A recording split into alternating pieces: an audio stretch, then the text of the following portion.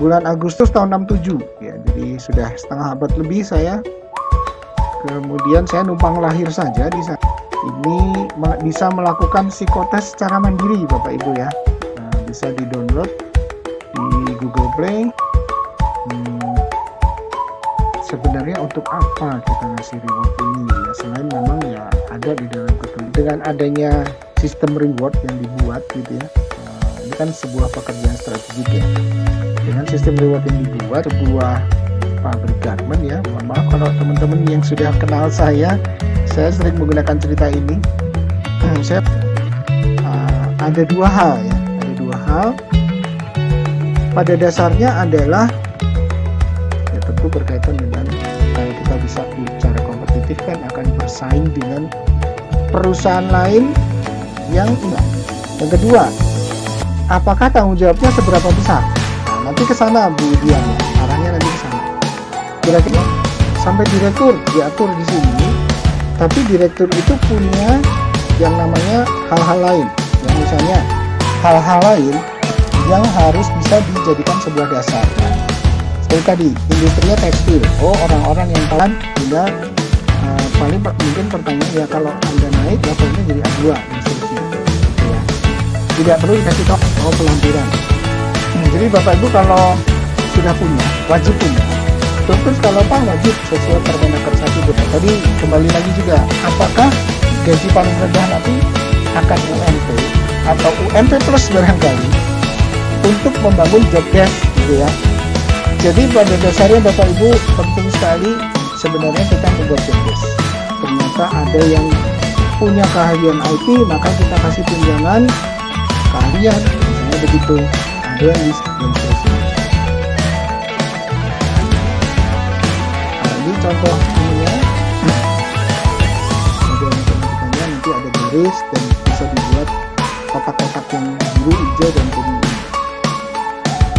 Gajinya sudah lebih dari levelnya ya, bisa jadi seperti itu. Mungkin tadi di Ibu Aini ya, kalau spread itu range ini.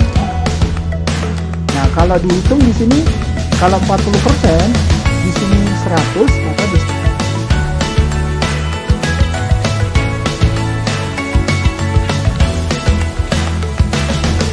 menjadi industri kreatif ya, basisnya kreatif dengan media kaos. Maka misalnya tadi staff itu golongannya yang biru, yang kotak biru, angkanya antara 140 perusahaan HP itu sehingga dia diberikan gaji yang lebih dari posisi M untuk membuat apa namanya job evaluasi, masih prosesnya panjang. Tukang batu ada yang bisa nembok lurus, ada yang bisa nembok lengkung. Nah seperti itu ya, ada yang bisa bikin fondasi 1,5 juta gitu ya misalnya. Kemudian yang tertingginya berapa, tukang yang paling pintar itu berapa. Dan kita harus survei juga ya, sudah dibuat nih upah kecil, upah besar gitu ya. Kemudian kita tentukan nih kalau pembantu tukang berapa golongan gitu ya. Ini berguna pada saat nanti Bapak Ibu sudah menemukan job value, lalu kita identifikasi upah tertinggi dan terendah. Ini penting Bapak Ibu, upah terendah dan tertinggi tadi, karena ada jabatan-jabatan yang perlu kita tahu dari orang yang lebih ahli atau atasan.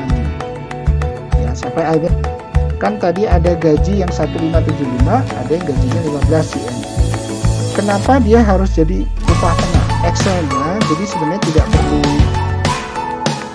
berkutat dengan rumus-rumusannya ya. Tapi kalau mau 15, rentangnya 100%. Ya, kita harus cari upah terkecil dengan rumusan ini. Besar harus ketemu upah tengah dulu. Makanya tadi upah terendah akan menjadi upah tengah. Dari analisa jabatan ya. Tugas, kemudian ada evaluasi jabatan. Jadi pada dasarnya Bapak Ibu harus dengan gaji yang terpisah dari direksi.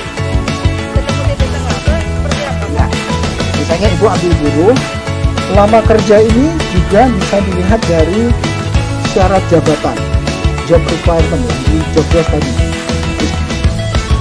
Ya, boleh ya, kalau sudah tidak ada, saya akan capture ya Bapak Ibu. Mohon tahan sebentar.